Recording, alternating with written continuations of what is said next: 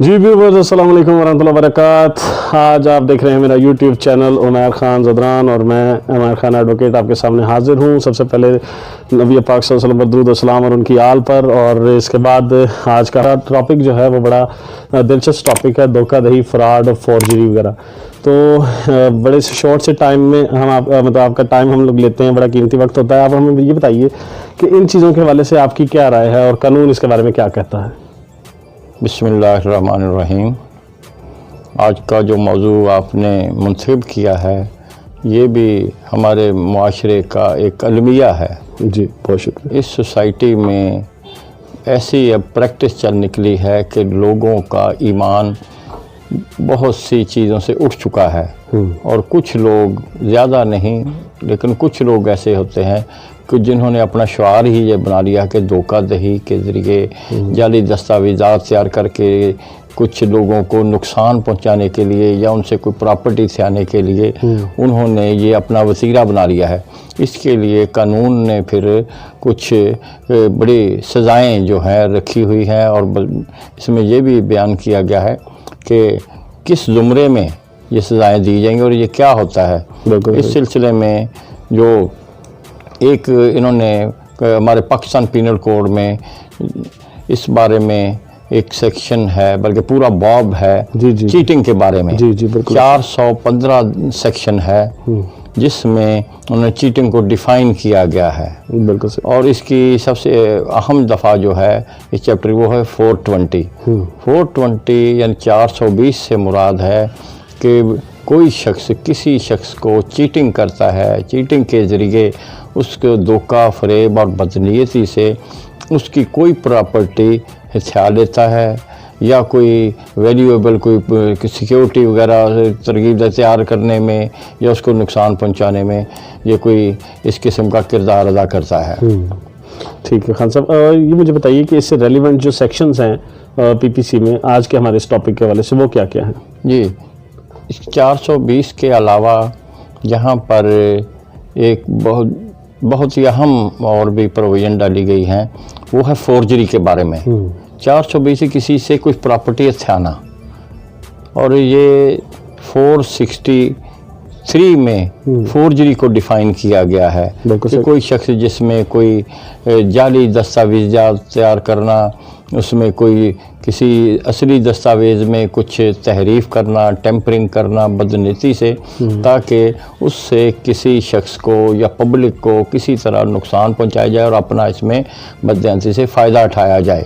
تو اس سلسلے میں جو 420 ہے یہ ایک ایسی دفعہ ہے جس کے بارے میں ہے کہ 7 سال سزا دی جائے گی. لیکن اس میں عجیب بات یہ ہے کہ اس کو بیلیبل رکھا گیا ہے.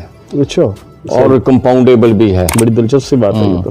لیکن یہ جو 468 ہے اس میں یہ ہے کہ بددیانتی سے, اس میں اہم فیکٹر جو ہوتا ہے اس کی نیت کا ہوتا ہے, اور نیت کیا ہوتی ہے؟ دھوکہ دہی کی, بددیانتی کی. اور بددیانتی سے کوئی شخص کسی دھوکہ دہی کے ذریعے کسی دستاویز میں کچھ کسی قسم کی آلٹریشن کرتا ہے, اس میں کوئی تحریف کرتا ہے, یا کوئی ایسی دستاویز تیار کرتا ہے جو کہ بالکل اصلی کی معنی نظر آئے, اور اس کے ذریعے پھر وہ پبلک کو یا کسی خاص شخص کو اس کو نقصان پہنچانا چاہتے ہیں. اس سیکشن کو ناقابل ضمانت اور جو ناٹ کمپاؤنڈیبل, یعنی جس میں کوئی کمپرومائز بھی نہیں ہو سکتا, اس لیے رکھا گیا ہے. یہ 420 کی نسبت یہ زیادہ ہارش ہے کیونکہ اس میں کمپاؤنڈ بھی نہیں ہو سکتا اور ضمانت بھی نہیں ہو سکتی. صحیح ہے خان صاحب. اکثر ہماری لا پریکٹس میں لوگ سنتے ہیں کہ 420, 468 اور 471, ان کا کمبینیشن کیا ہے؟ عام طور پر یہی ہوتا ہے کہ کوئی شخص کے دھوکہ دہی سے کچھ اس کی پراپرٹی تھا لیتا ہے, اور اسی طرح اسی مائنڈ کے لوگ کچھ دستاویز تیار کرتے ہیں, اس کو ہم 468 میں لے جاتے ہیں. تو جب کوئی شخص ایسی فورجری کے ذریعے ایک فورج ڈاکومنٹ کو یوز کر لیتا ہے کسی عدالت میں, کسی محکمے میں, کسی سرکاری ادارے میں جب وہ استعمال کرتا ہے, تو ہم اسے کہیں گے کہ یہ 471 کا اس نے ارتکاب کیا ہے. اس کی وہی سزا ہے جو فورجری کی ہے, جو کہ 2 سال تک ہو سکتی ہے, اور یہ بھی ناٹ کمپاؤنڈیبل ہے. صحیح صحیح. خان صاحب یہ میرا جو کویشچن تھا وہ آپ نے اسی میں سمو دیا ہے کہ یہ کمپاؤنڈیبل بیلیبل اور اس کی پنشمنٹ اس کی کیا ہوگی؟ جو میں نے پہلے کہ جو 420 کی سزا 7 سال ہے اور 468 کی جی ہے اس کی بھی 7 سال ہے، جبکہ 471 جو ہے اس کی 2 سال ہے، یعنی فورجری کی جو سزا وہ اس کی سزا ہے. بالکل صحیح ہے.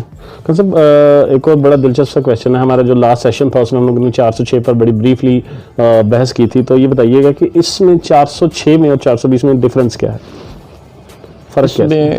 یہ یکسر ڈفرینٹ دفعات ہیں. عام طور پر لوگ اس کو آپس میں امیلگامیٹ کر لیتے ہیں، لیکن یہ مختلف، جہاں پر 420 ہوگی وہاں پر 406 نہیں ہوگی. 406 ہوگی تو پھر 420 نہیں ہوتی. مثلا ایک شخص ہے، وہ کسی شخص پہ اعتماد کرتا ہے، اپنے دوست پہ، اپنے عزیز پہ، تو وہ خود اس کو اپنی پراپرٹی حوالے کرتا ہے تاکہ کسی خاص عرصے کے لیے امانت کے طور پر دیتا ہے کہ جب پھر اس کو ضرورت ہوتی ہے اس کو واپس لے لیتا ہے، مانگ لیتا ہے، اس کے عارضی طور پر اس کے تصرف میں دے دیتا ہے. تو وہ شخص اس کو بددیانتی سے، اس میں بعد فیس کی آ جاتی ہے، نیت کی آ جاتی ہے، اس کو اپنے ذاتی استعمال میں لیتا ہے، اس کو آگے خرد برد کر دیتا ہے. لیکن 420 میں کوئی دھوکہ باز شخص، کوئی چیٹنگ کرنے والا شخص چیٹنگ کے ذریعے، دھوکہ دہی اور فراڈ کے ذریعے کسی شخص کو انڈیوس کرتا ہے، اسے اس چیز پہ آمادہ کرتا ہے، اس کو کوئی سبز باغ دکھاتا ہے کہ آپ کو اس سے فلاں فائدہ ہوگا. جی اکثر ہم لوگ نے دیکھا ہے کہ پروڈکٹس لوگ اس طرح سے جھوٹ سے بول رہے تھے کہ سامنے کچھ اور مینشن کیا تھا اور اس کے اندر کچھ اور ہوتا ہے. اس سے وہ پراپرٹی خود سے لیتا ہے کسی، یا کہ یہ کس کو یہ اس پہ قائل کرتا ہے کسی اہم جو ویلیوبل سیکورٹی میں کچھ تحریف کی جائے.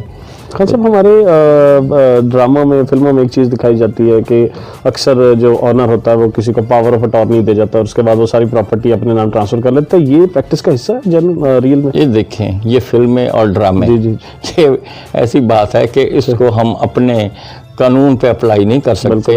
جو ڈرامہ نویس جو ہوتے ہیں، جو پروڈیوسر ہوتے ہیں، ان کو چاہیے ہوتا ہے کہ اس بارے میں کسی ایکسپرٹ سے اوپینین لے لیا کریں. لیکن جو ہمارے قانون میں ہے یہ غیر جذباتی انداز سے تمام چیزوں کو مد نظر رکھتے ہوئے کسی چیز کا تعین کیا جاتا ہے اور اس کو بھی آخر میں عدالت اس کو فائنلائز کرتی ہے. آپ نے اس میں کویشچن کیا کہ پاور اٹارنی جو ہوتا ہے وہ ایک شخص خود ہی کسی کے حوالے کرتا ہے. پاور اٹارنی جو ایک خاص قسم کا ہوتا ہے جسے مختار نامہ خاص کہتے ہیں، اور ایک عام ہوتا ہے. ایک شخص خود ہی کس کو لکھ کر دے دیتا ہے، اس میں لکھا ہوتا ہے کہ میں نے بقائمی ہوش و حواس خمسہ کسی کو یہ اختیار دیا ہے. مثلاً عدالت میں کیس کو پرسو کرنے کے لیے وہ مختار نامہ خاص دیتا ہے. لیکن مختار نامہ عام جو ہوتا ہے وہ بہت ہی ایک اہم دستاویز ہوتی ہے. اس کے تحت اگر کوئی شخص اس اختیار کو استعمال کر لے، جب ایک شخص نے اپنی پراپرٹی کے بارے میں کسی کو اختیار دے دیا کہ یہ اس کو کیئر ٹیکنگ کر سکتا ہے، اس کی مینٹیننس کر سکتا ہے، اس کو کسی کے ساتھ تبادلہ کر سکتا ہے یا کسی کو سیل کر سکتا ہے، جو اس میں درج کر دیا گیا، اگر اس کی پروویژنز کے مطابق وہ شخص عمل کرتا ہے، کسی کو بھی بیچ دے، تو پھر اس پر کوئی جرم نہیں آتا. بالکل صحیح. اور ایک اور بات ہے کہ عام طور پر یہ غلط کنسپٹ ہے کہ یہ چیزیں ہمیشہ کے لیے. پاور اٹارنی جو ہوتا ہے وہ ایکسیکیوٹنٹ جو ہوتا ہے یا پرنسپل جو ہوتا ہے اس کے اختیار میں ہوتا ہے. جب تک وہ شخص چاہے یا جب اس شخص کی موت واقع ہو جائے تو وہ ایجنسی ختم ہو جاتی ہے. اسی طرح جس کو مختار عام یا خاص میں اگر وہ فوت ہو جاتا ہے یا اس کی جو ریووک کر دی جاتی ہے، منسوخی ہو جاتی ہے اس ڈاکومنٹ کی، تو وہ بھی ختم. لیکن اس دوران جب تک کہ وہ شخص زندہ بھی ہو، دونوں شخص زندہ بھی ہوں اور اس نے اس کو ریووک بھی نہ کیا ہو، کینسل بھی نہ کیا ہو، تو وہ شخص جو معاہدہ کر لے گا، جو کام کر لے گا، تو جو پرنسپل ہوگا، جو ایکسیکیوٹنٹ ہوگا، وہ اس چیز کا ذمہ دار ہوگا. کیونکہ اس میں یہ لفظ درج کیا ہوتا ہے کہ جملہ ساختہ پرداختہ مختار موصوف میرے جو اسی طرح تصور ہوگا جیسے یہ کام میں نے خود کیا تھا، پھر اس کو تو کوئی سزا نہیں ہو سکتی. اسی لیے کہتے کہ انسان کو अपने मामलात में खुद ही विजिलेंट होना चाहिए। बिल्कुल। और इसके बारे में तो यही सजेस्ट करूँगा कि ऐसा कोई भी इख्तियार देने से पहले किसी एक्सपर्ट से ज़रूर राय ले लिया करें। वेस्ट में तो कोई डॉक्यूमेंट किसी एक्सपर्ट की, वकील साहब की एडवाइस के बगैर बनता ही नहीं है। लेकिन यहाँ पर प्रैक्टिस ये है कि प्रॉपर्टी के बड़े बड़े कॉन्ट्रैक्ट, इकरारनामे एक अर्जी नवीस के पास आते हैं जिसको पता ही नहीं होता, वो एक ही शख्स की तरफ से लिख देता है और उसमें जो कानूनी जो रिक्वायरमेंट उसको नहीं मद्देनजर, उसके बाद में फिर सारी कबास्तें इसीलिए पैदा होती हैं। तो इसलिए मेरी ये गुजारिश है कि आप अपने जब भी इस किस्म के मामलात करें तो एक्सपर्ट से, वकला हज़रात से ज़रूर एडवाइस लें ताकि बाद की पेचीदगियों से बचें। ओपिनियन बहुत ज़रूरी होती है। खान साहब थोड़ा सा हमें ये बताइए कि ये जो है धोखाधड़ी, फ्रॉड या जाली दस्तावेज़ात तैयार करने के जुर्म का जब कोई मर्तकब हो जाता है और फिर उसके अगेंस्ट FIR भी हो जाती है, इन दैट केस फिर वो जो ट्रायल है उसका प्रोसीजर थोड़ा सा हमें समझाइए। इसका भी ट्रायल उसी तरह होता है जिस तरह और फौजदारी के जराइम, पाकिस्तान पीनल कोड या इस किस्म में बेशुमार जो क्रिमिनल लॉज जो हैं उनका ज़्यादातर जो होता है वो ज़ाब्ता फौजदारी के तहत इसका जो भी इस्तेमाल होता है या इसको सज़ा दिलवाने के लिए वो प्रोसीजर इख्तियार किया जाता है जिसे ज़ाब्ता फौजदारी कहते हैं। उसके तहत यही होता है कि FIR दर्ज होती है। FIR के बाद 161 के जो इन्वेस्टिगेशन ऑफिसर है वो बयानात लेता है, फिर मौका देखता है और दूसरी तरफ से उसकी गिरफ्तारी की कोशिश करता है। वो अगर मुलज़िम जो है वो कबल गिरफ्तारी कर ले तब भी फिर उसको शामिल तफ्तीश होना पड़ता है और फिर इसको एक अपनी फाइनल रिपोर्ट को 173 के तहत जिसे हम कहते हैं कि चालान बनाना। जी। चालान वैसे फौजदारी में लफ्ज़ इस्तेमाल नहीं होता फौजदारी कानून, लेकिन ये एक कॉमन है जैसे FIR का लफ्ज़ जो ज़ाब्ता फौजदारी में, लेकिन एक हमारी एक कानून की एक प्रैक्टिस बन चुकी है, लोगों को भी FIR पता होता है।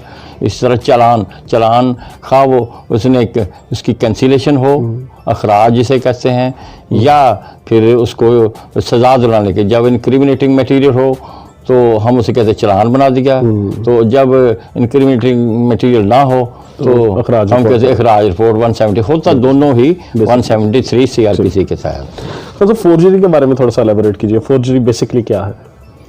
फोर्जरी मसलन कोई दस्तावेज़ है, जैसे एग्रीमेंट है, कोई एग्रीमेंट टू सेल हो गया या कोई बिजनेस के बारे में, तो उसमें एक शख्स ने देखा कि इससे तो मुझे फ़ायदा नहीं हो रहा, तो उसमें कोई फ़र्ज के कोई रकम है, फिगर दी हुई है, उसमें वो तब्दीली कर देगा, एक सिफर ज़्यादा डाल दिया। अगर 15 लाख है तो उसको फिर 1.5 करोड़ बना लेगा एक सिफरा लगाने से, या और इस तरह जो भी तहरीफ, ताकि बदध्यानती से किसी दूसरे को नुकसान को, कारोबारी शख्स को या किसी, इसी तरह ज़मीन की दस्तावेज़ात जो होते हैं जैसे फ़र्द वगैरह या ये बैनामे या एग्रीमेंट टू सेल, इनमें भी तब्दीलियाँ कर लेते हैं लोग, जाली बना लेते हैं ये, और इसको पता भी होता है कि जाली, उसको जब इस्तेमाल कर लेते हैं। मसलन एक शख्स ने जाली